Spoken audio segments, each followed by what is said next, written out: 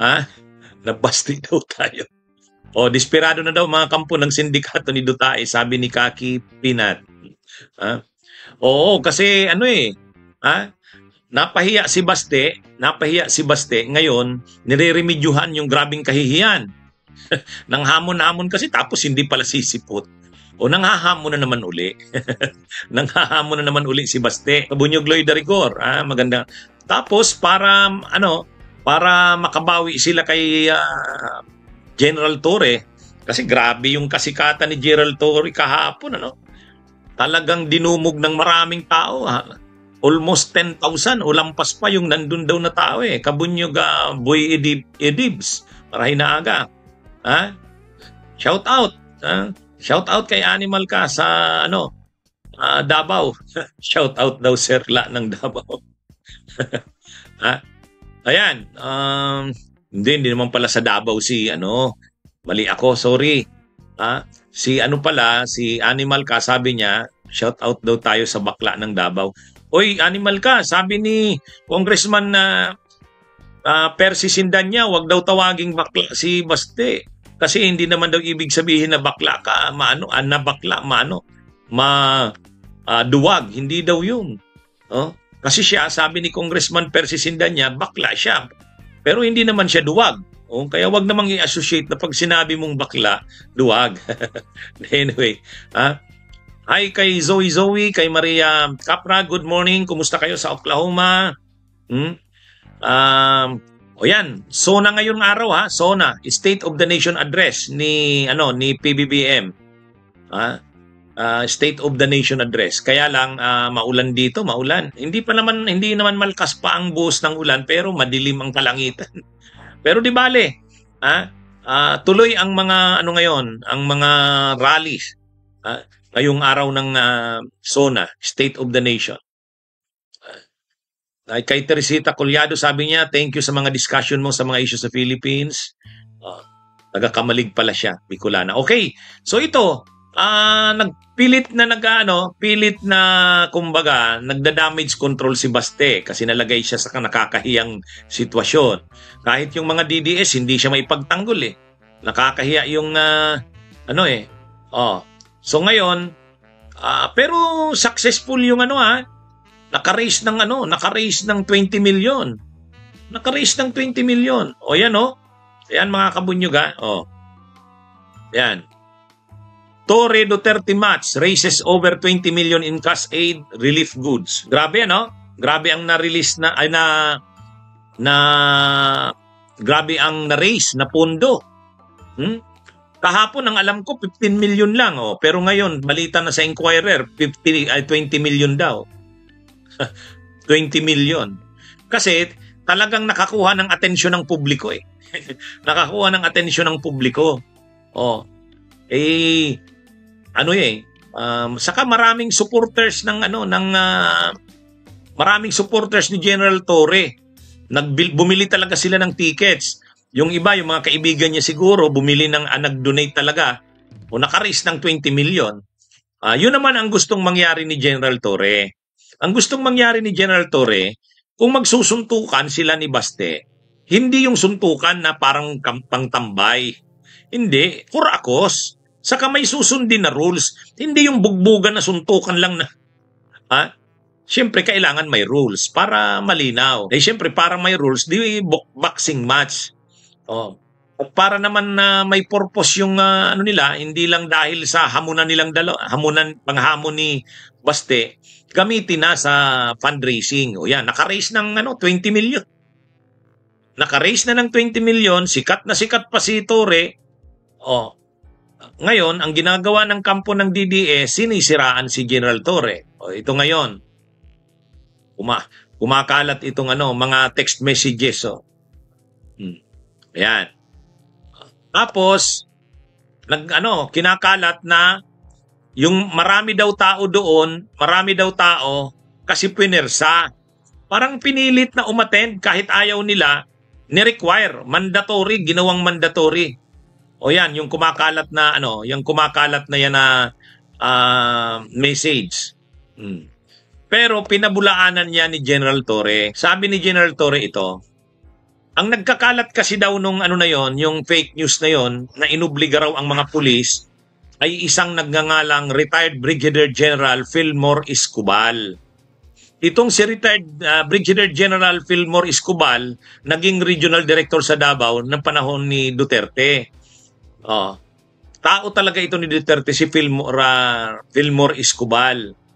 Ito yung kanyang message. Ito yung message ni Escobal na nagkakalat nga ng ganong paninira. Yan o. Ito yon. Yan mga kabunyog, mga kababayan. Yung pinakita natin, sabi ni General Fillmore, ano ba to? Bundeles Escobal, mandatory pala mag-attend ang pulis sa boxing match at mandatory din mag-donate. Totoo ba ito? Yan. Yan yung kinakalat ni General Escobal. Ay siyempre, dahil may ganyang issue, kinalat ng mga DDS ay marami silang vloggers, marami silang trolls. Kaya sumagot ngayon si General Torre. Ito yung sagot ni General Torre. Sabi ni General Torre, fake news alert. Hindi po totoo na inubliga natin ang mga pulis na umattend sa charity boxing match. Hindi po kailangan kasi kinulang na nga kami ng ticket na maibanta, di ba? Ito po ay gawa-gawa lamang ni retired Brigadier General Fillmore Escobal na naging regional director sa Davao ng mahigit 2 taon. Si Escobal ay isa sa mga general na kasama ni Digong nung hinuli ko siya at ipinadala sa The Hague. Sa buong panahon na nasa Villamor Air Base kami, ni hindi makatingin sa mga mata ko si Escobal dahil sa takot.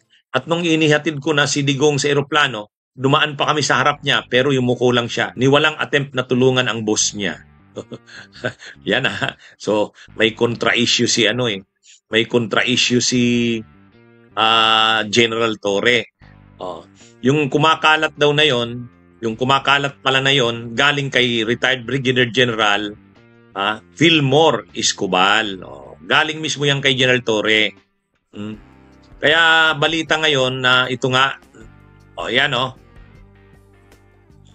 balita na po yan sa mainstream media. Hindi po totoo na inubligan natin ang mga pulis na umattend sa charity boxing match. So yan, paglilinaw po yan ni General Torre. At nilinaw niya nga na yung mga nagkakalat na yan, na kaya marami daw tao doon kasi mandatory, inubliga, required sa madaling sabi. Required ang mga pulis na umattend. At kaya daw maraming perang na race kasi required din na bumili ng tickets. Pero yun na nga, lininaw ni General Torre, ang nagkakalat nun ay isang nagngangalang retired Brigadier General Fillmore Escobal. Ayon sa kanya, itong si Fillmore Escobal, ay dating hepe ng PNP sa Davao. Kasama ito ni Duterte, trusted ito ni Duterte, kasama niya pa ito sa Hong Kong. Kaya nung inaresto niya daw si Duterte, nandun itong si Escobal. Pero hindi daw makagalaw. Yun ang kantsaw. Yan sa baba, ni walang attempt na tulungan ang boss niya. Wala naman daw nagawa si Fillmore Escobal. Anyway, yan mga kabunyog. Nakakalungkot na ganyan yung mga paninira ngayon kay General Torre.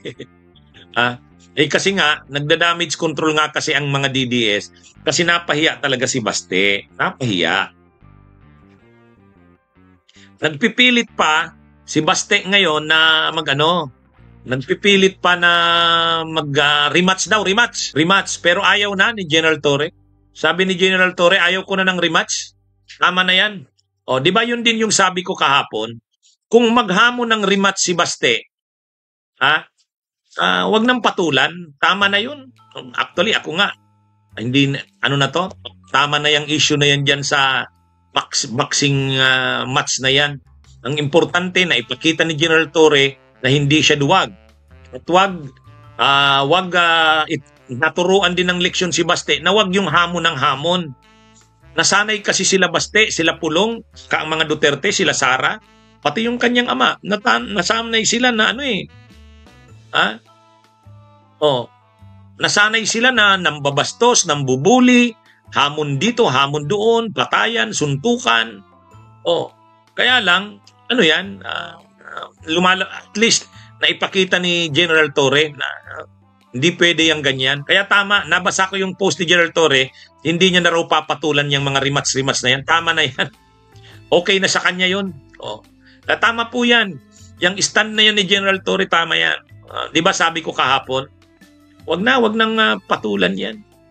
Kasi ang sabi ngayon ni Baste, hindi naman daw siya ang nanghamon. Hindi daw siya nanghamon. Sos, kitang-kita ng publiko, naka-live yung panghahamon mo, kumalat sa social media yun. Oh. Pangalawa, hindi daw kasi siya available ng Sunday, sabi ni Baste. Hindi daw siya available, pero daw sa Tuesday, July 29, bukas, available na daw siya. Sus, wala na. Wag na yan. Ha? Maraming trabaho si General Torre. Tama na yun, General Torre. Ha?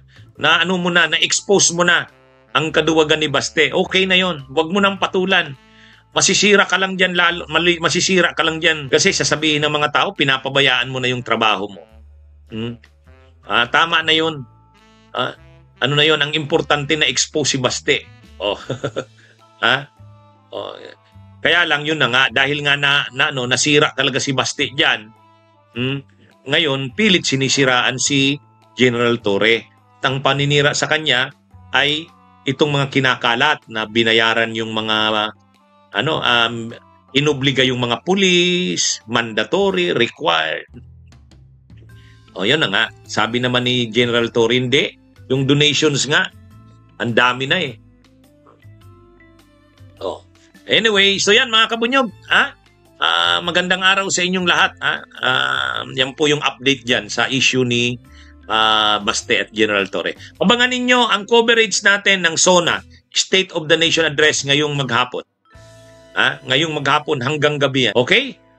Okay mga kabunyog, magandang araw sa inyong lahat. Mabuhay po tayo. Bunyog, bunyog, halikan na kasama ka.